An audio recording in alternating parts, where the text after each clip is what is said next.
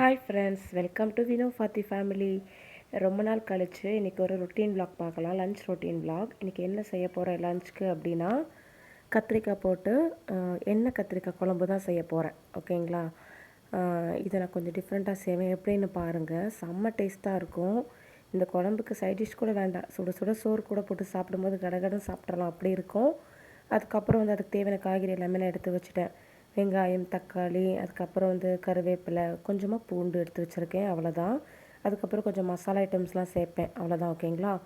சரி, ஓகே. இப்போ எப்படி செய்யுதுன்னு பார்த்துடலாம். அதுக்கு தேவையான ஆயுதங்கள்லாம் எடுத்துக்கிறேன் நான் ஃபஸ்ட்டு. என்னென்ன ஆயுதங்கள் அப்படின்னா, என்ன ஒன்று, காய்கறி கட் பண்ணுறல அந்த பலகை, கட்டிங் போர்டு, அதுக்கப்புறம் கட் பண்ணுறதுக்கு கத்தி, அதுதான். வேற என்ன எடுக்க போகிறேன். சரி, ஓகே. ரொம்ப நாள் ஆச்சு இந்த மாதிரி லென்த் வீடியோவே போட்டு. ஏன்னா வீடு ஷிஃப்டிங்கில் இருந்ததுனால கொஞ்சம் பிஸியாக போயிட்டு இருந்துச்சு டைம். அப்புறம் ஊருக்கு வேறு போயிருந்தோமா, அதனால கொஞ்சம் பிஸியாக இருந்தது. காலைல டிஃபனுக்கு என்ன பண்ணியிருந்தாங்க அப்படின்றத காட்டுறேன். இன்றைக்கி ஒரு 11 போல் நான் குக் பண்ண ஸ்டார்ட் பண்ணியிருக்கேன் லஞ்சுக்கு. இன்னுமே டிஃபன் சாப்பிடல. இன்றைக்கி என்ன அப்படின்னா, தக்காளி சட்னி பண்ணியிருக்காங்க காலையில். அதுக்கப்புறம் இட்லி. ஏன்னா கேபிக்கு ஸ்கூல் இப்போ ஃபுல் டே, அதனால் அவன் காலையில் எனக்கு இட்லி வேணும் அப்படின்னு கேட்டுட்டான். இட்லியும் ரெட் சட்னி அப்படின்னு சொல்லிட்டு, சரி அவன் கேட்குறதே செஞ்சு கொடுத்துடலான்னு எங்கள் மாமியார் பண்ணி கொடுத்துட்டாங்க. அவ்வளோதான். அவனுக்கு இது போதும். அப்புறம் ஸ்நாக்ஸ்க்கு எதனா பிஸ்கெட்டோ சிப்ஸோ எதனா எடுத்துகிட்டு போவான். அது கொஞ்சமாக சாப்பிட்டுட்டு ஒரு 2 இட்லி சாப்பிடுவான், அவ்வளோதான். ஓகே, பாருங்கள். இதுதான் என்னோடய நியூ கிச்சன். இன்னுமே ஃபுல்லாக அரேஞ்ச் பண்ணவே இல்லை. கொஞ்சம் எல்லாமே அப்படி இப்படி தான் இருக்குது. இன்னும் சில இந்த கரண்டிலாம் ஹேங் பண்ணுறதுக்கு அந்த இதெல்லாமே இன்னும் மாட்டலை. அதெல்லாம் மாட்டினதுக்கப்புறம் நான் ஃபுல்லாக ஒரு டைம் என் கிச்சன் சுற்றி காட்டுறேன் இது மாதிரி. ஓகே, முதல்ல என்ன பண்ணணும், அரிசி அடுப்பில் வச்சிடணும், அதாவது ஒலை வச்சிடணும். அதை வச்சிடுறேன். லஞ்சுக்கு மட்டும் பண்ணலாமா, நைட்டுக்கும் சேர்த்து பண்ணலாமான்னு ஒரே யோசனை. சரி, கொஞ்சம் எக்ஸ்ட்ராவே பண்ணுவோம். ஏன்னா இப்போல்லாம் மீதி இருந்துச்சு அப்படின்னா அது அடுத்த நாள் கஞ்சி குடிக்கிறதுக்கு நல்லா இருக்கா, அதனால் கொஞ்சம் எக்ஸ்ட்ராவே கூட ரைஸ் இப்போலாம் போட்டுடுறது. காலைக்கு அடுத்த நாள் மோர் கலக்கி அந்த மாதிரி குடிப்பாங்களா, கொஞ்சம் கஞ்சி, அதுக்கப்புறம் தயிர், கொஞ்சமாக சால்ட்டு போட்டு கரைச்சி குடிச்சிருவாங்க. அதனால கொஞ்சம் எக்ஸ்ட்ரா இருந்தால் கூட பிரச்சனை இல்லை. ஓகே. நான் முன்னாடி இருந்த வீட்டை கொஞ்சம் தண்ணி கஷ்டம், கொஞ்சம் இல்லை ரொம்பவே கஷ்டமாக தான் இருந்துச்சு. எப்போல்லாம் தண்ணி வருதோ அப்போல்லாம் நம்ம பிடிச்சி வச்சுக்கணும். தண்ணி இல்லைன்னா தண்ணி இல்லை, அவ்வளோதான். ரொம்ப கஷ்டமாக இருந்தது. ஆனால் இந்த வீட்டில் அந்த பிரச்சனையே இல்லை.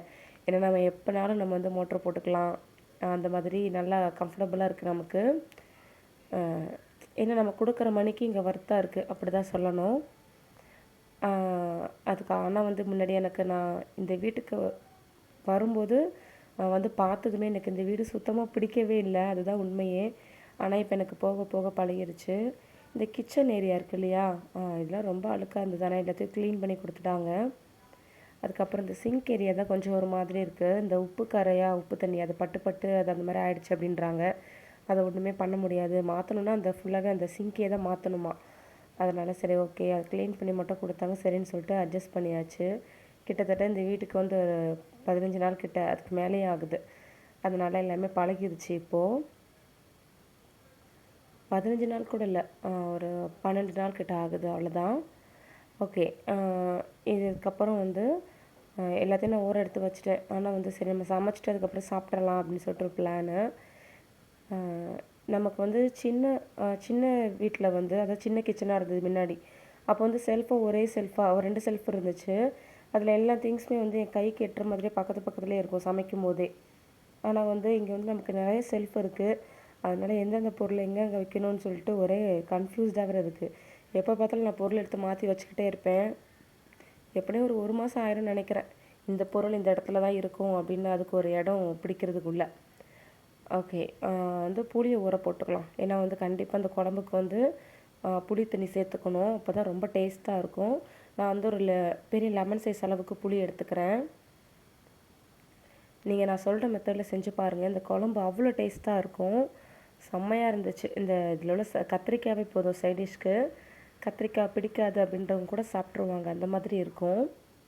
ஓகே. இந்த பக்கம் நான் அரிசி கழுவிட்டு அதை தண்ணியுமே நிறச்சி அடுப்பில் வச்சிடுறேன். ஓகேங்களா? ஏன்னா இது ஒரு பக்கம் நமக்கு ரெடி ஆகிட்டே இருக்கட்டும். நான் ஏற்கனவே நிறைய வீடியோவில் சொல்லியிருக்கேன், 3 பர்னர் இருந்தால் நமக்கு வேலை டக்கு டக்குன்னு முடியணும். கொஞ்சம் கேஸும் சீக்கிரமாக தீரும், அது ஒரு பக்கம் பார்க்க வேண்டியது இருக்குது. சரி, ஓகே. இப்போ நான் இது ஒரு பக்கம் அதை அடுப்பில் வச்சு விட்டுற போகிறேன். அரிசி வந்து அது ரெடி ஆகட்டும், சோறு ரெடி ஆகட்டும். எனக்கு வந்து இந்த கிச்சன் கா எல் ஷேப்பில் மாதிரி வரும், ஓகேங்களா? இப்படி வந்து ஒரு இடத்துல வந்து ஃபுல்லாக அந்த பிளேட் ஸ்டாண்டு, அதுக்கப்புறம் வந்து சாப்பாடெலாம் செஞ்சு வைக்கிறதுக்கு வச்சுருப்பேன். இன்னொரு பக்கம் வந்து நமக்கு அடுப்பு அதுவே சரியாக போயிடுது அந்த இடத்துக்கு.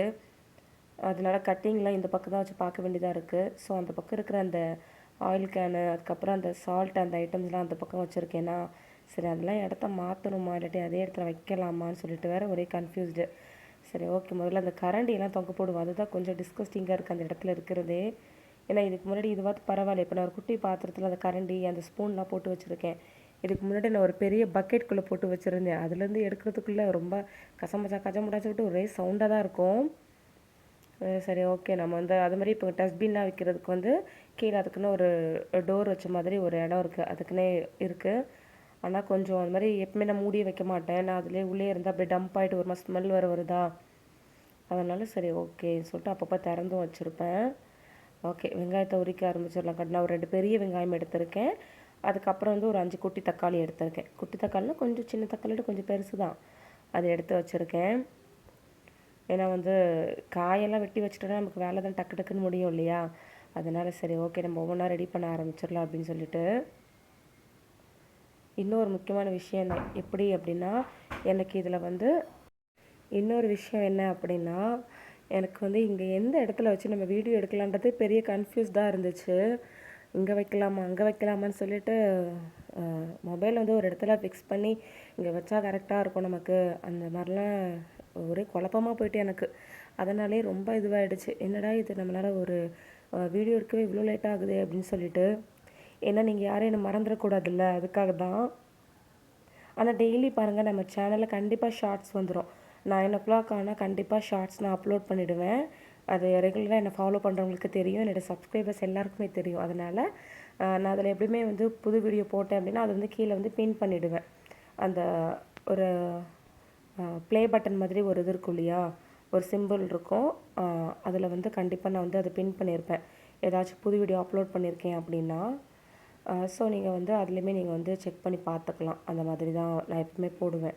அதனால் மறக்க மாட்டீங்கன்னு நினைக்கிறேன். சரி ஓகே, அதுக்கப்புறம் வந்து வெங்காயத்தை கட் பண்ண ஆரம்பிச்சிட்டேன். இன்னொன்று என்னென்னா, இந்த வீட்டில் எனக்கு வந்து வெளிச்சம் வந்து அவ்வளோ அதிகமாக இருக்குது. அந்த வீட்டில் எனக்கு கிச்சனுக்கு வந்து எவ்வளோ டம்ப் பண்ணியிருக்கோம், ஒரு டியூப்லைட் இருக்கும், மற்றபடி வெக்க ஃபேன் கூட வைக்கிறதுக்கு இடமே கிடையாது. ரொம்ப கஷ்டமாக இருக்கும். அதில் தான் நான் வீடியோ எடுத்துகிட்டு இருந்தேன். ஆனால் இந்த வீட்டில் வந்து எனக்கு ஒரு பெரிய ஜன்னல் இருக்குது அந்த அடுப்புக்கு பக்கத்துலேயே. அதுக்கப்புறம் 2 டியூப்லைட் போடுற மாதிரி ஆல்ரெடி இந்த வீட்டில் வரும்போதே 2 டியூப்லைட்டும் இந்த இடத்துலையே இருந்துச்சு. அதனால் வந்து வெளிச்சமும் நல்லா சூப்பராக இருக்குது. இன்னொன்று என்ன தெரியுமா, ஃபேன் வேறு நான் போட்டுக்கிட்டேன் இதில். முன்னாடி இந்த வீட்டில் வந்து ஒரு எக்ஸ்ட்ரா ஒரு ரூம் இருக்கும் எங்களுக்கு, இந்த ஃப்ரிட்ஜு, அந்த டைனிங் ரூம்னு ஒன்று இருக்கும். அந்த ரூமில் ஃபேன் போட்டுட்டு நான் கிச்சனில் நின்று வேலை பார்த்துக்கிட்டு இருப்பேன். சரி காலுக்காவது காற்று வராதா கொஞ்சம் அப்படின்னு சொல்லிட்டு. ஆனால் இங்கே வந்து அப்படி கிடையாது. இந்த கிச்சன்லேயே ஒரு ஃபேனும் மாட்டியாச்சு. அதனால் எல்லாம் நல்லா சூப்பராக வந்து செட் ஆகிட்டு, எந்த அளவுக்கு பிடிக்காமல் இருந்துச்சோ எனக்கு, அந்தளவுக்கு இப்போ ஓகே அப்படின்ற ஒரு மனநிலைக்கு வந்தாச்சு, அவ்வளோதான். பின்ன பிடிக்காமல் எப்படி இருக்க முடியும் சொல்லுங்கள்? இந்த வீட்டில் எத்தனை வருஷம் இருக்க போகிறோமோ, அந்த வீட்டில் இல்லை ஒரு 3 years இருந்தாச்சு. இந்த வீட்டில் இப்படி இருந்து தானே ஆகணும். அதனால் நமக்கு பிடிச்ச மாதிரி நம்ம மாற்றிக்க வேண்டியதுதான் அப்படின்ற முடிவுக்கு வந்துட்டேன். அதுக்கப்புறம் தக்காளியெல்லாம் வந்து அந்த ஜாரில் வந்து கட் பண்ணி வச்சுட்டேன். அதில் வந்து கொஞ்சம் ஒரு 5 பெரிய பல் பூண்டும் போட்டிருக்கேன், சரிங்களா? அதுக்கப்புறம் இப்போ கத்திரிக்காய் என்ன பண்ண போகிறேன்னா, அதோட காம்பெல்லாம் எடுத்துட போகிறேன். ஏன்னா இந்த கத்திரிக்காய் வாங்கி கிட்டத்தட்ட ஒரு 10 நாள் கிட்ட இருக்கும்னு நினைக்கிறேன். ஏன்னா நான் ஊருக்கு போயிட்டு வரும்போதே இந்த கத்திரிக்காயெலாம் ஃப்ரிட்ஜில் இருந்துச்சு. அதனால தான் நான் முடிவே பண்ணேன், இன்றைக்கி வந்து எண்ணெய் கத்திரிக்காய் குழம்பு பண்ணிடலாம் அப்படின்னு சொல்லிட்டு. ஓகே, காம்பெல்லாம் எடுத்துட்றேன். ஆனால் இது வந்து நான் குட்டி குட்டியாக கட் பண்ண போகிறதில்ல. ஒரு கத்திரிக்காய் வந்து 4 கீத்தாக கீத்துருவேன். அப்படியே கட் பண்ணாமல் அப்படியே நான் ஒரு 4 ஸ்லைஸ் மட்டும் அதிலே போட்டுருவேன். கோடு மட்டும் போட்டு வைப்பேன், அவ்வளோதான்.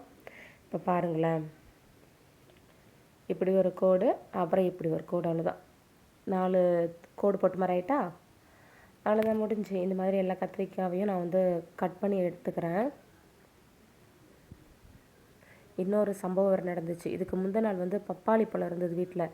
சரி அதை வந்து ஸ்கின்னை வந்து பீல் பண்ணலாமே அப்படின்னு சொல்லிட்டு இந்த பீலர் இருக்குல்ல, தோல் உரிக்கிறது, அதை வச்சு லைட்டாக ஒரு கோடு தான் போட்டேன். அது வந்து என் கையை பதம் பார்த்துட்டு அது வேறு செம எரிச்சலாக இருந்துச்சு. அது இப்போ வெங்காயம் வெட்டும்போது செம எரிச்சல் எனக்கு. என்னடா இப்படி, அதுவும் நல்லா கொஞ்சம் ஆழமாகவே கட் பண்ண மாதிரி இருந்தது சுண்டு விரலில். இதெல்லாம் நமக்கு எப்போ இந்த வலியெல்லாம் தெரியும் அப்படின்னா, கட் பண்ணும்போது கூட ஒன்றும் பெருசாக இருக்காது. ஐ மீன் அது நான் அந்த பீலரோ இல்லாட்டி கத்தியோ வந்து நம்ம கையில் தெரியாமல் அடிபட்டுச்சுன்னா ஒன்றும் தெரியாது. இந்த வெங்காயத்தை வெட்டும்போது தான் அதோட ரிஃப்ளெக்ஷன் வந்து ரொம்ப அதிகமாக இருக்கும். என்னடா ரொம்ப பயங்கரமாக நமக்கு கட் ஆகிட்டே அப்படின்னு சொல்லிட்டு வருத்தப்படுவேன் அந்த மாதிரி. ஓகே, ஒரு வழியாக வந்து கத்திரிக்காய் எல்லாத்தையும் இது பண்ணியாச்சு. இதுக்கப்புறம் அந்த தக்காளியும் பூண்டும் சேர்த்து வச்சுருக்கேன் இல்லையா அரைக்கிறதுக்கு, அது கூடவே வந்து இன்னும் சில ஐட்டம்ஸ்லாம் சேர்க்கணும். அப்போ தான் டேஸ்ட்டு நல்லாயிருக்கும் அது. சரிங்களா? அது என்னென்ன அப்படின்னா, சோம்பு இருக்கு இல்லையா, அது போடுவேன். ஒரு அரை டீஸ்பூன் போல் சோம்பு. அதுக்கப்புறம் ஒரு அரை டீஸ்பூன் அளவுக்கு சீரகம் அது போடுவேன். இதெல்லாம் போட்டு நல்லா ஃபைன் பேஸ்ட்டாக அரைச்சி எடுத்து வச்சுக்கணும். சரிங்களா? தக்காளி வந்து எப்பவுமே அரைச்சி சேர்த்துக்கோங்க. அப்படி சேர்க்கும்போது நமக்கு தேங்காய் பேஸ்ட்டு ஊற்ற வேண்டிய வேலை இருக்காது. ஏன்னா சில பேருக்கு தேங்காய்லாம் சேர்க்கும்போது அப்படியே அது நெஞ்சு கறிக்கும் இல்லையா, அதுக்காக தான் சொல்கிறேன். ஓகே, அதுக்கப்புறம் வந்து நான் என்ன பண்ணுறேன், கடாய் எடுத்து ரெடியாக வச்சுக்கிட்டேன். ஏன்னா வந்து எனக்கு இந்த கபோர்ட் கீழே தான் வந்து கடாய், அப்புறம் அந்த சோறு வடிக்கிற பாத்திரம் எல்லாமே அது கீழே தான் வச்சுருப்பேன். அதுவே எனக்கு டெய்லி உட்காந்து எழுச்சிக்கிற மாதிரி இருக்கும் அந்த இடத்துல. அவ்வளோதான். அதுக்கப்புறம் வந்து கையை வாஷ் பண்ணிவிட்டு அதுக்கப்புறம் நம்ம அடுத்தடுத்து சமைக்க வேண்டியது தான் அப்படின்னு சொல்லிட்டு ஸ்டார்ட் பண்ணிட்டேன். ஓகே, இப்போ வந்து எல்லாம் ரெடியாக இருக்குது. முதல்ல என்ன பண்ண போகிறேன் அப்படின்னா, அந்த கத்திரிக்காய் இருக்கு இல்லையா, அதை வந்து நம்ம எண்ணெயில் போட்டு நல்லா பொரிச்சு எடுத்துக்கலாம். நான் கிட்டத்தட்ட காரக்குழம்புமே இதே மாதிரி தான் செய்வேன். ஆனால் வந்து கத்திரிக்காயெல்லாம் பொரிச்சு எடுக்க மாட்டேன். அது வந்து வெங்காயம் தக்காளிலாம் வதங்கும் போது அது கத்திரிக்காய் முருங்கைக்காய் அதையும் சேர்த்தே வந்து வதங்கிறதுக்கு போட்டுருவேன். இப்போ வந்து நம்ம என்ன பண்ணணும்னா, கொஞ்சம் எண்ணெய் ஊற்றிட்டு அதில் வந்து இந்த கொஞ்சம் இல்லை, நான் கொஞ்சம் நல்லா தாராளமாகவே எண்ணெய் சேர்த்துக்கலாம். ஏன்னா இதுக்கு பேரே பாருங்கள், எண்ணெய் கத்திரிக்காய் குழம்புனால எண்ணெய் நல்லா தாராளமாக சேர்த்துக்கணும். அப்போ தான் வந்து நல்லா டேஸ்ட்டாக வரும். நான் நல்லா எண்ணெய் ஊற்றிக்கிறேன். சரிங்களா? கிட்டத்தட்ட ஒரு 4 டேபிள் ஸ்பூன் அளவுக்கு ஊற்றிக்கலாம். அது கம்மியாக இருந்துச்சுன்னா அதுக்கு மேலேயும் நான் ஊற்றிக்குவேன் அந்த மாதிரி. அதுக்கப்புறம் அந்த கத்திரிக்காயில் இருக்கிற தண்ணி எல்லாத்தையும் நல்லா ஃபில்ட்ரு பண்ணிவிடுங்க. இல்லாட்டி நம்ம போடும்போது அதில் படப்படன்னு வெடிக்கும். இன்னொரு ட்ரிக் என்னென்னா, அது எண்ணெய் நல்லா சூடாகிறதுக்கு முன்னாடியே என்ன பண்ணிடணும்னா கத்திரிக்காவில் ஆட் பண்ணிடணும். இல்லாட்டி அது நம்ம கையை பதம் பார்த்துரும். அதனால் நான் வந்து அது லைட்டாக சூடு இருக்கும்போது அப்படி தான் ஞாபகம் வந்துச்சு, ஐயோ கத்திரிக்காவை போட்டுடலாம் அப்படின்னு சொல்லிட்டு. அதுக்கப்புறம் கத்திரிக்காவை எடுத்து ஒன்று ஒன்றா போட ஆரம்பிச்சுட்டேன். மொத்தமாக அப்படியே போட்டாதீங்க. சரிங்களா? எண்ணெய் அப்படி தெரிச்சிரும், அதுக்காக தான் சொல்கிறேன்.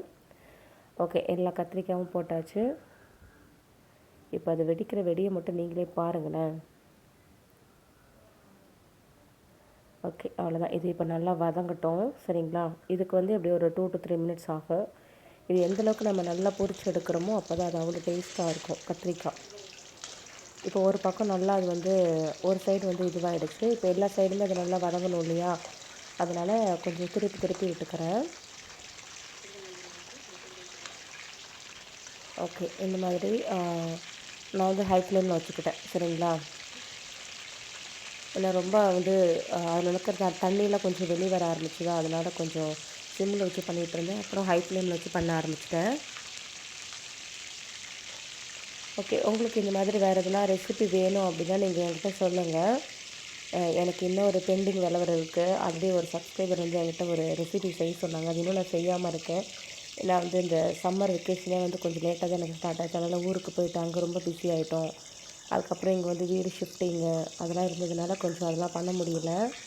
ஈவன் இந்த வீட்டுக்கு வந்து 2 வாரம் ஆகுது. ஆனால் வந்து ஒரே ஒரு டைம் தான் சிக்கனே பண்ணியிருக்கேன். எப்போவுமே பாருங்கள், அடிக்கடி சிக்கன் ஷார்ட்ஸில் நான் போடுவேன், எனக்கு லன்ச் என்ன அப்படின்னு போடும்போது சிக்கன் கிரேவி, சிக்கன் 65 அடிக்கடி செய்வேன் நான் பிரியாணிலாம். ஆனால் இங்கே வந்து இன்னும் ஒரு நாள் கூட பிரியாணி செய்யலை. ஜாபியும் கேட்டுக்கிட்டே இருக்கான், அம்மா எப்போம்மா பிரியாணி செய்வேன்னு சொல்லிட்டு. ஏன்னா என் பையனுக்கு நான் பண்ணுற பிரியாணி அவ்வளோ பிடிக்கும். நான் பண்ணது மட்டும் எல்லா பிரியாணியும் அவனுக்கு பிடிக்கும் தான், இது கொஞ்சம் ஸ்பெஷல், அதனால தான் சொல்கிறேன். ஓகே, கத்திரிக்காய் பாருங்கள், இந்தளவுக்கு எல்லா பக்கமும் நல்லா ஒரே மாதிரி நல்லா பொரிச்சு எடுக்கணும். சரிங்களா? நல்லா வதங்கி வரணும் அப்படியே கத்திரிக்காய். பார்க்கும்போது செம்மையாக இருக்குல்ல கத்திரிக்காய். ஓகே, அதுக்கப்புறம் நம்ம வந்து என்ன பண்ணலாம்னா தாளித்து விட்டுறலாம். இப்போது இதில் வந்து கடுகு, அதுக்கப்புறம் வந்து வெந்தயம், அந்த ரெண்டுமே போட்டு அது பொரிஞ்சதுக்கப்புறமா கருவேப்பிலை சேர்த்துக்கலாம். சரிங்களா? எண்ணெய் நல்லா சூடாக இருந்ததுனால கொஞ்சம் டக்கு டக்குன்னு அது படுக்க பொரிய ஆரம்பிச்சிட்டு. ஓகே, யாராவது நம்ம சேனல் இன்னும் சப்ஸ்கிரைப் பண்ணாமல் பார்த்துட்டு இருந்தீங்கன்னா மறக்காமல் லைக் பண்ணிவிட்டு அப்படியே சப்ஸ்கிரைப் பண்ணிவிடுங்க ஃப்ரெண்ட்ஸ். ஓகேங்களா? ஓகே, இதுக்கப்புறம் வந்து நான் வெங்காயம் ஆட் பண்ணிக்கிறேன் இது கூட. இப்போ இது நல்லா வதங்கட்டும். சரிங்களா? வெங்காயம் வந்து எவ்வளோத்துக்குள்ளே அது வதங்குதோ அந்தளவுக்கு அது நல்லா டேஸ்ட்டாக இருக்கும். அதனால் அது நல்லா வதங்க விட்டலாம். ஓகே, இது வந்து சீக்கிரம் வதங்கணும் அப்படின்றதுக்காக நம்ம கொஞ்சம் உப்புமே ஆட் பண்ணிக்கலாம். சரிங்களா? இது எல்லாருக்குமே தெரிஞ்ச ஒரு விஷயந்தான், ஒரு ட்ரிக்கு தான். இருந்தாலும் சொல்லணும் இல்லையா? நான் என்னென்னலாம் இல்லை சேர்க்குறோன்னு ஆட் பண்ணணும் அதெல்லாம் நான் உங்களுக்கு சொல்லணும்ல, அதுக்காக தான். ஓகே, உப்பு சேர்த்தாச்சு. இப்போ நல்லா ஒரு வாட்டி நல்லா கிண்டி விட்டு அது வதங்குறதுக்கு நம்ம கொஞ்சம் டைம் கொடுக்கலாம் அதுக்கு. சரிங்களா? நம்ம அதுக்குள்ளே என்ன பண்ணலாம், அடுத்தடுத்த வேலை எதனா இருந்துச்சா போய் பார்க்கலாம். எனக்கு விட்டு நிறைய வேலை இருக்கும், பார்த்துக்கிட்டே இருப்பேன். சரி, ஓகே. அந்த பக்கம் வந்து ஒரு பக்கம் பசிக்க வேறு செய்யுது, என்னடா பண்ணலாம் அப்படின்னு வேறு யோசிச்சுக்கிட்டே இருந்தேன். சரி, அதுக்கு முன்னாடி இந்த தக்காளி பேஸ்ட்டை அரைச்சி வச்சுருவோம் அப்படின்னு சொல்லிட்டு அது பேஸ்ட் ரெடி பண்ண ஆரம்பிச்சிட்டேன். ஓகே, அது நல்லா விழுதாக அரைச்சி எடுத்துகிட்டு வந்துட்டேன்னா இப்போ அது வந்து ஒரு ஓரமாக இருக்கட்டும். ஓகேங்களா? எனக்கு வந்து இந்த மிக்ஸி கிரைண்டர் வைக்கிறதுக்கு மட்டும்தான் இடமே இல்லை. அதாவது இருந்துச்சு, நான் அது வந்து இந்த கிச்சன் லெஃப்ட் சைடில் கார்னரில் வச்சுருந்தேன். ஆனால் வந்து அது ரொம்ப அந்த இடத்த அடைக்கிற மாதிரி இருக்குது, ரொம்ப நிறைய பொருள் வச்ச மாதிரி இருக்குது. ஏன்னா நான் அதில் பிளேட் ஸ்டாண்ட் வேறு ஒன்று வச்சுருக்கேன். ஏன்னா அந்த பிளேட்லாம் சரி, அந்த ஸ்டாண்ட் வந்து செல்ஃபில் வந்து வைக்க முடியல. இந்த கிச்சனில் நமக்கு ரேக்லாம் கொடுத்து அந்த கபோர்டெலாம் இருக்கும் இல்லையா, அது உள்ளே அதை வைக்க முடியல. தட்டெல்லாம் பெருசாக இருக்கிறதுனால அது கொஞ்சம் கஷ்டமாக இருக்குது. அதனால் அதை தூக்கி இந்த அண்ணன் கூட பக்கத்துலேயே வச்சாச்சு. அதனால் மிக்ஸி கிரைண்டர்லாம் வைக்கிறதுக்கு தான் இடம் இருக்க மாட்டேங்குது. அதுக்கு சீக்கிரமாக ஒரு டேபிள் வாங்கணும்னு சொல்லிட்டு அதுக்கு ஒரு பிளான் போட்டு வச்சுருக்கோம். பார்ப்போம், எல்லாமே ஒரே நேரத்தில் நடத்த முடியாது இல்லையா? ஓகே, வெங்காயம் நல்லா வதங்கிருச்சு. இங்கே பாருங்கள், நல்லா பொன்னிறமாக வதங்கியிருக்கா. ஓகே, இந்த டைமில் வந்து நான் என்ன பண்ணுறேன், குழம்பு மிளகாய் தூள் இருக்கு இல்லையா, அது வந்து ஒரு 3 ஸ்பூன் ஆட் பண்ணியிருக்கேன். அதுக்கப்புறம் தனி மிளகாய் தூள் வந்து 1 ஸ்பூன் ஆட் பண்ணியிருக்கேன். சரிங்களா? இது போதும். ஆனால் இதுவே கரெக்டாக இருக்கும் நமக்கு. இதுவே கிட்டத்தட்ட ஒரு 6லேருந்து ஒரு 8 பேர்கிட்ட சாப்பிட்ற மாதிரி வரும் எனக்கு.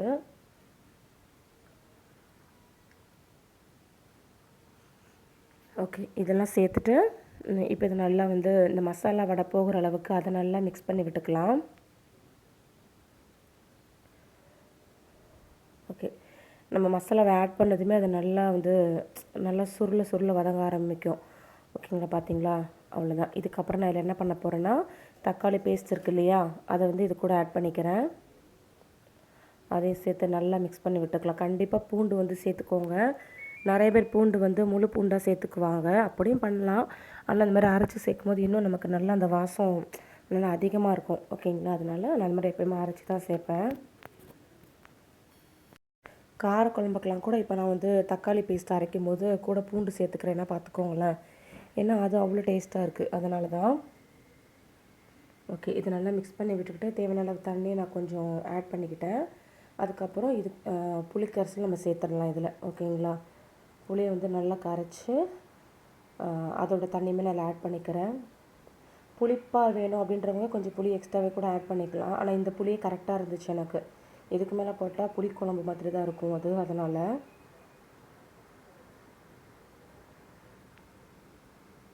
ஓகே, புளிக்கரைசல் ஆட் பண்ணிவிட்டு நல்லா இன்னொரு வாட்டி தேவையான அளவு இன்னும் தண்ணி வேணும்னா ஆட் பண்ணிக்கலாம். நான் இன்னும் கொஞ்சம் தண்ணி ஆட் பண்ணிக்கிட்டேன், ஏன்னா ரொம்ப கெட்டியாக இருக்கிற மாதிரி இருந்துச்சு. அதனால் கொஞ்சம் தண்ணி ஆட் பண்ணிக்கலாம் அப்படின்னு சொல்லிட்டு தண்ணி மறுபடியும் நான் கொஞ்சம் சேர்த்துக்கிட்டேன் இதில்.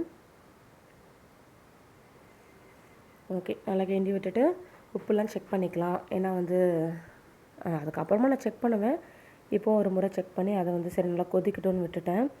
சரி, சைடில் வந்து அது கொதிக்கிற நேரத்தில் வந்து இந்த பக்கம் வந்து பாத்திரம் விளக்குற லிக்விட் வேறு அது முடிஞ்சு போச்சு. அதனால் அதை ரீஃபில் பண்ணிக்கிட்டு இருக்கேன். நான் அந்த பெரிய கேன் வச்சுருக்கேன் இல்லையா, 5 லிட்டர் கேன், அது வந்து ஆன்லைனில் தான் நான் ஆர்டர் பண்ணி வாங்கினேன். ரொம்ப கம்மி பட்ஜெட் தான். அதாவது அது ஒரு 350 ருபீஸ்க்குள்ளே தான் வந்துச்சு. அது நான் வாங்கி கிட்டத்தட்ட ஒரு 2 மாதம் இருக்கும். நீங்கள் என்னோடய ஷார்ட்ஸ்லாம் ரெகுலராக நீங்கள் நோட் பண்ணுறீங்க, வாட்ச் பண்ணுறீங்கன்னா உங்களுக்கு தெரிஞ்சிருக்க வாய்ப்பு இருக்குது. இது இன்னமும் நல்லாவே இருக்குது சரிங்களா. அதாவது இவ்வளோ பெரிய கேன் வாங்கி ஐயோ 4-5 மாதம் 6 மாதத்துக்கு மேலே நமக்கு வருமே வேஸ்ட்டாக போயிருமே நீங்கள் நினச்சிங்கன்னா அது தப்பு. நம்ம வந்து கீழே கமெண்ட்லாம் கொடுத்துருப்பாங்களே ரிவ்யூலாம் செக் பண்ணி வாங்கணுன்னா நல்லா தான் இருக்கும். 200 ரூபாய்க்கெல்லாமே 5 லிட்டர் கொடுக்குறாங்க இந்த டிஷ் வாஷரில். அதாவது அந்த டிஷ் வாஷ் லிக்விட் எல்லாமே. நான் வாங்கினது ஒரு 300 350 ரூபா இருக்கும்னு நினைக்கிறேன், மறந்து போச்சு. யாருக்காவது இதை பற்றி தெரியணும் அப்படின்னா நீங்கள் எனக்கு கமெண்ட் பண்ணுங்கள், நான் உங்களுக்கு அதோட லிங்க்மே கூட நான் உங்களுக்கு சென்ட் பண்ணுறேன் சரிங்களா. ஏன்னா இப்போ ஊருக்கு போயிருந்த இடத்துல எங்கள் வீட்லேயுமே இதை வாங்கணும் அப்படின்னு சொல்லிகிட்டு இருக்காங்க. அவங்களுக்கு ஆர்டர் போட தெரியாது எங்கள் அம்மாவுக்கு, வேணும்னா ஆர்டர் போட்டு கொடுக்கலாம். ஓகே, அதை வந்து ரீஃபில் பண்ணி வச்சாச்சு. அந்த இடத்தையும் க்ளீன் பண்ணி விட்டுட்டேன். இந்த பக்கம் நமக்கு கரெக்டாக குழம்புமே வந்து நல்லா கொதிக்க ஆரம்பிச்சிட்டு, ஆனால் இன்னும் நல்லா கொதிக்கணும், இந்த கொதி பத்தாது. ஏன்னா நம்ம தண்ணி ஆட் பண்ணோம் இல்லையா, அந்த அளவு வந்து அப்படியே இருக்குது இல்லையா, அதனால் அது கொஞ்சம் வற்றணும். அதனால் அது நல்லா கொதி வரட்டும். இந்த பக்கம் நமக்கு வந்து சோறு வெந்துருச்சான்னு பார்த்தேன், அதுவுமே நமக்கு வெந்துருச்சு. சரி ஓகே, அடுத்து அதை வடிக்கணும். என்ன ஒன்று இவ்வளோ பெரிய ஜன்னல் இருந்தாலுமே வந்து புழுக்கமாக தான் தெரியுது. ஒருவேளை அடுப்புக்கிட்டே நிற்கிறதுனால அப்படி இருக்கோ என்னமோ தெரியலை. ஸ்டவ் வந்து ஆஃபில் இருக்குது அப்படின்னா நான் ஃபேன் போட்டுக்குவேன் கிச்சனில் இருக்கும்போது. இல்லாட்டி அடுப்பு எரியாதில்ல, அதனால். ஓகே, இந்த பக்கம் வந்து நம்ம சோறை வடிச்சிருவோம். ஏன்னா அதுவே பெரிய டாஸ்க்காக இருக்குது இப்போலாம். இந்த சிங்க் வந்து முந்தி இருந்த சிங்க்கை விட ஒரு 2 மடங்கு பெருசாக தான் இருக்குது. ஆனால் என்ன ஒன்றுனா ரொம்ப குட்டையாக இருக்குது சிங்க்கு, ரொம்ப கீழே இருக்கிற மாதிரி இருக்குது.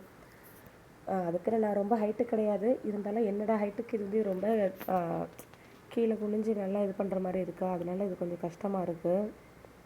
பாத்திரம் விளக்குறதுக்குமே எனக்கு கஷ்டமாக தாங்க இருக்குது. அது நான் வீட்டில் சொன்னேன், இந்த மாதிரி சிங்க்கு ரொம்ப குட்டையாக்குற மாதிரி இருக்குது, கீழே வச்சுருக்காங்க, நான் கீழே குனிஞ்சு தான் பாத்திரம் விளக்க வேண்டியது இருக்குது, கஷ்டமாக இருக்குது அப்படின்னு. எங்கள் வீட்டில் வந்து அதெல்லாம் பழகிடும் போக போக உனக்கு அப்படின்ட்டாங்க. எப்படி பிடிக்கலை இந்த வீடு அப்படின்னு நான் சொன்னேனோ அது மாதிரி இப்போ எப்படி பிடிச்சிருக்குன்னு சொல்கிறேன்ல, அது மாதிரி இதுவும் உனக்கு பழகிடும் அப்படின்ட்டாங்க. சரி ஓகே அப்படின்னு சொல்லிவிட்டு எப்படியும் நம்ம தானே செஞ்சாகணும் அப்படின்னு சொல்லிட்டு இப்போல்லாம் எல்லாத்தையும் பண்ணிகிட்ருக்கேன். ஆனால் ஒவ்வொரு டைமும் ஒவ்வொரு குழம்பு வகைலாம் செய்யும்போது எனக்கு வந்து இந்த வீட்டில் செய்யும்போது ஒவ்வொன்றுமே புதுசாக தான் இருக்குது. இந்த காரக்குழம்பு செய்யலாம் நான் டக்கு டக்குன்னு பண்ணி முடிச்சிடுவேன், இந்த எண்ணெய் கத்திரிக்காய் குழம்பு, சிக்கன் கிரேவி எல்லாமே. ஆனால் இங்கே ஒவ்வொரு பொருளும் ஒவ்வொரு இடத்துல இருக்கா, நான் ஒரு பொருள் அடுத்தது சேர்க்கணும் அப்படின்னும் போது டக்குன்னு யோசிப்பேன், இந்த பொருளை நம்ம எங்கே வச்சுருக்கோம் அப்படின்னு சொல்லிட்டு. ஓகே, அதெல்லாமே வந்து யோசித்து ஓகே இந்த இடத்துல இந்த பொருள் இருக்குது அப்படின்னு சொல்லிட்டு நான் யோசித்து அதை எடுக்கிறதுக்குள்ளேயே டைம் ஆகிடுது எனக்கு, உண்மையை சொல்ல போனால் அதுதான். சரி ஓகே, அதுக்கப்புறம் எப்போ போல் சாதத்தையும் வடிச்சிட்டு அடியில் எப்படியும் கொஞ்சம் தண்ணி இருக்கும் இல்லையா, அது கொஞ்சம் வற்றணும் அப்படின்றதுக்காக மறுபடியும் அதை அடுப்புலேயே வச்சுட்டு அது ஒரு 2 to 3 minutes அப்படியே இருக்கட்டும் சிம்மில். அவ்வளோதான். இந்த பக்கம் வந்து நமக்கு குழம்புமே நல்லா கொதி வர ஆரம்பிச்சிட்டு, இங்கே பாருங்களேன், நீங்களே நான் உங்களுக்கு காட்டுறேன். அதுக்கப்புறம் அந்த கறித்துணி இருக்கு இல்லையா, கீழே அந்த கபோர்டு இருக்கிறது இன்னும் வசதியாக இருக்குது. ஃபஸ்ட்லாம் வந்து ட்ரெஸ்லேயே வந்து அப்படியே தொடச்சிக்குவேன், இந்த சைட்லலாம் வந்து ஒரே அழுக்கா இல்லாட்டி ஃபுல்லாக அந்த இடத்த தொடச்சி ஒரு வழி பண்ணி வச்சுருப்பேன் நைட்டிலலாம். ஆனால் இப்போலாம் வந்து அந்த தொல்லை இல்லை. ஏன்னா வந்து கீழே வந்து அந்த கறித்துணியை வேறு அந்த இடத்துல தொங்க போட்டுருக்கு, அதனால் அது இன்னும் வசதியாக இருக்குது. ஓகே, இந்த பக்கம் குழம்பு நம்ம கொஞ்சம் நாள் பாதி வத்திருச்சு, இன்னும் வற்றணும் நமக்கு. அதனால் என்ன பண்ணுறேன், அந்த கத்திரிக்காயெலாம் அதுக்குள்ளே போட்டுடலாம். ஏன்னா அப்போ தானே மசாலா எல்லாமே கத்திரிக்காயில் வந்து நல்லா ஒட்டும். அதனால் ரொம்ப கிண்டி விடக்கூடாது. இதை நான் கொஞ்சம் ஸ்பீடில் வச்சுருக்குறது, அதாவது இந்த வீடியோ கொஞ்சம் ஸ்பீடில் போகிறதுனால கிண்டி விட்டுருக்குற மாதிரி இருக்குது. லைட்டாக அந்த கத்திரிக்காய் மூழ்கிற அளவுக்கு அதை நான் கிண்டி விட்டேன், அவ்வளோதான். ஓகே, இந்த பக்கம் வந்து சாதமும் வந்து ரெடி ஆகிட்டு, அவ்வளோதான். அதை எடுத்து ஒரு ஓரமாக வச்சுட்டோன்னா அவ்வளோதான், முடிஞ்சு. ஓகே, கத்திரிக்காய் குழம்பு பார்க்கறதுக்கே செம்மையாக இருக்குல்ல, இன்னும் ஃபினிஷிங் பாருங்கள், இன்னும் செம்மையாக இருக்கும். இதோட பாராட்டை கேட்டிங்கன்னா பயங்கரமாக இருந்துச்சு. அன்றைக்கி வந்து இன்னொரு ஐட்டம் வேறு எங்கள் வீட்டிலேருந்து வாங்கிட்டு வந்துட்டாங்க திடீர்னு. அதாவது நான் இந்த குழம்பு செய்கிறேன்னு அவங்ககிட்ட சொல்லலை, அதனால் அவங்க பாட்டுக்கு என்ன பண்ணிட்டாங்க, ஒரு முக்கியமான ஒரு ஐட்டம் வாங்கிட்டு வந்துட்டாங்க. எதுக்கு அப்படி சொல்லிட்டு கொஞ்சம் நேரம் இது பண்ணிகிட்டு இருந்தேன். ஏன்னா நான் தான் இந்த குழம்பு செய்கிறேன்ல அப்படின்னு சொல்லிட்டு. அவ்வளோதான், கொஞ்சம் உப்பு கம்மியாக இருக்கிற மாதிரி இருந்துச்சா, அதனால் உப்பு கொஞ்சம் ஆட் பண்ணிக்கிட்டேன். சேர்த்துட்டு லைட்டாக கொஞ்சம் மறுபடியும் மிக்ஸ் பண்ணி விட்டுட்டு இன்னும் இது நல்லா கொதிக்கட்டும், சரிங்களா. ஆனால் அடிப்பிடிக்காத அளவுக்கு பார்த்துக்கோங்க, அப்பப்போ கொஞ்சம் லைட்டாக கிண்டி விட்டுக்கோங்க, அவ்வளோதான். பாருங்கள், இந்த அளவு இருக்குது, இன்னும் நமக்கு இது கம்மி ஆகணும், ஓகேங்களா. இந்த அளவுக்கு இருந்துச்சுல்ல, இன்னும் நமக்கு அது வற்றணும், சரிங்களா. வற்றி அந்த எண்ணெய் நல்லா பிரிஞ்சு வரணும், அப்போ நமக்கு ரெடி ஆயிரும். ஓகே, அதுக்கப்புறம் எனக்கு பசிக்க ஆரம்பிச்சிருச்சு. சரி ஓகே, இதுக்கப்புறம் வெயிட் பண்ண வேலைக்கு ஆகாது சொல்லிவிட்டு நான் பாட்டுக்கு என்ன பண்ணேன், ஒரு 2 இட்லி எடுத்து வச்சுட்டு சட்னி வச்சு சாப்பிட ஆரம்பிச்சிட்டேன். என்ன ஒன்று, இட்லி வந்து கொஞ்சம் ஹார்டாக தான் இருந்துச்சு. ஏன்னா மாவு வந்து அடியில் எங்கள் வீட்டில் ஒரு 1 வீக் தேவையானது வந்து அரைச்சி வச்சுருவாங்களா, அதில் அடியில் உள்ள மாவு வந்து அவங்க நல்லா கிண்டி வைக்கல அப்படின்னு சொன்னாங்க. அதனால் கொஞ்சம் அடியில் வந்து மாவு புளிக்காத மாதிரியே இருந்துச்சு. சரி என்ன பண்ணுறது, பசிக்கு நம்ம சாப்பிட்டு தான் ஆகணும். என் பிள்ளையே இதை தான் எடுத்துகிட்டு போயிருக்கான், நமக்கு என்ன அப்படின்னு சொல்லிட்டு நான் பாட்டுக்கு அதுக்கப்புறம் சாப்பிட ஆரம்பிச்சிட்டேன். அதுக்கப்புறம் பாருங்கள், கத்திரிக்காய் குழம்பு நமக்கு என்ன நல்லா சூப்பராக பிரிஞ்சு வந்துருச்சு. செம்மையாக இருக்குல்ல பார்க்குறதுக்கு. அவ்வளோதான், சூப்பரான கத்திரிக்காய் குழம்பு, எண்ணெய் கத்திரிக்காய் குழம்பு ரெடி ஆகிடுச்சு. இதில் வேணும் நம்ம கொஞ்சமாக தேங்காய் பால் கூட ஆட் பண்ணிக்கலாம். ஆனால் எனக்கு அதெல்லாம் தேவைப்படலை. இதுவே டேஸ்ட் நல்லா சூப்பராக இருந்துச்சு. கத்திரிக்காய்லாம் பார்க்குறதுக்கே செம்மையாக இருக்குல்ல. நல்லா ஃபஸ்ட்டே பொரிச்சதுனால இவ்வளோ அழகாக இருக்குது பார்க்குறதுக்கு, நல்லா கிளாஸி லுக்கில். அதுக்கப்புறம் இதுக்கு வந்து தொட்டுக்கிறதுக்கு என்ன, இதுக்கு தொட்டுக்கிறதுக்கு அப்பளம் மட்டும் இருந்தாலே போதும், அவ்வளோ டேஸ்ட்டாக இருக்கும். பாருங்கள், நான் சொன்னேன்ல இடையில ஒரு ஐட்டம் வாங்கிட்டு வராங்க அப்படின்னு சொல்லிட்டு, அது இந்த சிக்கன் ஐட்டம் தான். அதுக்கப்புறம் இன்னொரு முக்கியமான ஒரு ஐட்டம் வேறு, பலாப்பழம். என் பொண்ணுக்கு ரொம்ப ரொம்ப பிடிக்கும், எனக்குமே தான். அதனால் அதையும் வாங்கிட்டு வந்துட்டாங்க. என்ன இந்த பழம் ரொம்ப காய் வெட்டாக இருக்குது, ஏன் இப்படி வாங்கிட்டு வந்தீங்க அப்படின்னு சொல்லிட்டு கேட்டுட்டு இருந்தேன்.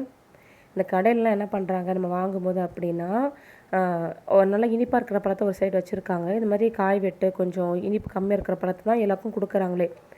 பழம் நல்லா இனிப்பாக இருக்குமான்னு கேட்டால், ஃபஸ்ட்டு அந்த நல்லா டேஸ்ட்டாக இருக்கு இல்லையா, ஸ்வீட்டாக, அந்த பழத்தை நம்ம கையில் கொடுத்துட்டு இந்த பக்கம் இருக்கிறது நமக்கு அன்றைக்கே தெரியாமல் அப்படியே இதை வெயிட் போட்டு கொடுத்துட்றாங்க.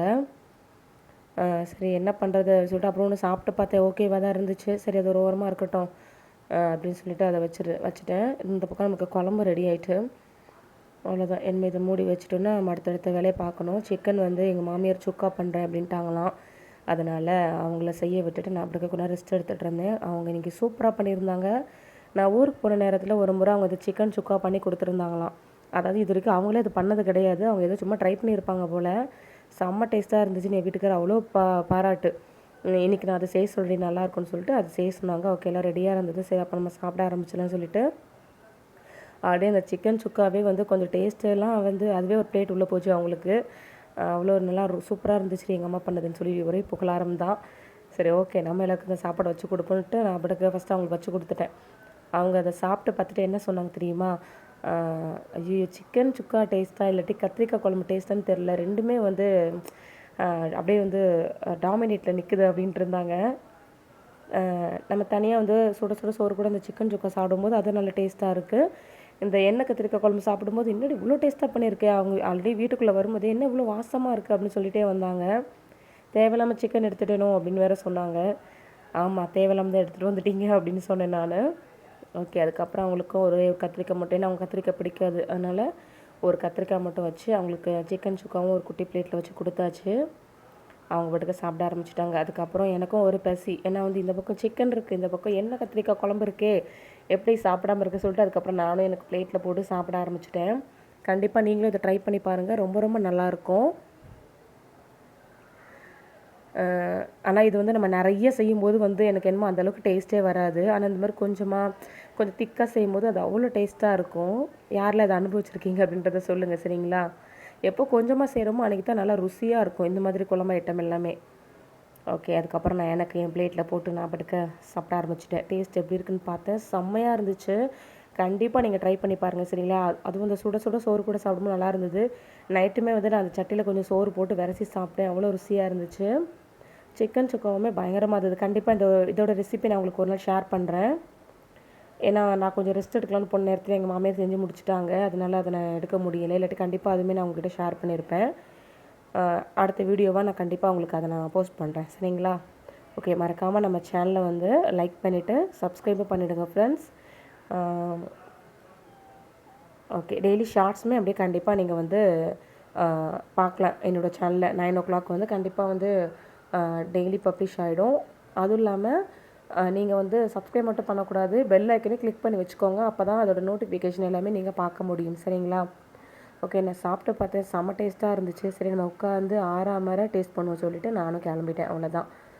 இந்த வீடியோ உங்களுக்கு பிடிச்சிருக்கோன்னு நினைக்கிறேன். பிடிச்சிருந்தா லைக் பண்ணிவிட்டு நம்ம சேனலே மறக்காமல் சப்ஸ்கிரைப் பண்ணிக்கோங்க. ரொம்ப நாள் கழிச்சு இந்த வீடியோவை நான் எடுத்து உங்களுக்கு போஸ்ட் பண்ணுறது எனக்கு இன்னும் ரொம்ப ரொம்ப ஹாப்பியாக இருக்குது. இதுக்கப்புறம் இது வந்து மறுபடியும் கண்டினியூ ஆகணும்னு நானும் முயற்சி பண்ணுறேன் சரிங்களா. ஓகே, செம்ம டேஸ்ட்டாக இருந்துச்சு சிக்கன் சுக்கா. சரிங்க ஃப்ரெண்ட்ஸ், நான் போய் உட்காந்து சாப்பிட போகிறேன். கண்டிப்பாக நீங்களும் இந்த மாதிரி ட்ரை பண்ணி என்ஜாய் பண்ணுங்கள். ஓகேங்களா? எல்லாரோட பாராட்டையும் நீங்களும் வாங்கலாம். ஓகேவா? அவ்வளோதான். சுட சுட சாப்பிடும்போது அப்படி இருந்துச்சு. Okay friends, bye. Thanks for வாட்சிங்.